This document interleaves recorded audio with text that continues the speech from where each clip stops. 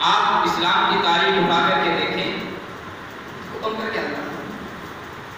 جتنی بھی فضیلت والی راتیں ہیں، شعبان کی 15ویں رات ہے،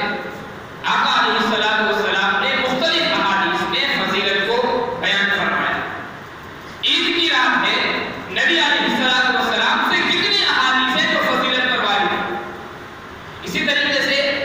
ذی الحجہ کی جو ابتدائی 10 راتیں ہوتی ہیں، نبی علیہ السلام سے کتنی روایتوں میں فضیلت ثابت ہے۔ جمعہ کی رات ہے، آقا علیہ السلام سے فضیلت ثابت ہے۔ شب معراج میں ایک بھی روایت نبی علیہ السلام سے ایسی نہیں ملتی جس میں آقا علیہ السلام نے کوئی فضیلت اس کی بیان کر دی۔ اس سے ایک بات مجھے پتہ چلتی ہے کہ شب معراج کی کوئی باضابطہ فضیلت نہیں، اس کے اندر عبادت کا اہتمام کرنا اور پھر شب قدر کے برابر اس رات کو قرار دینا، جیسے کہ کچھ لوگوں کا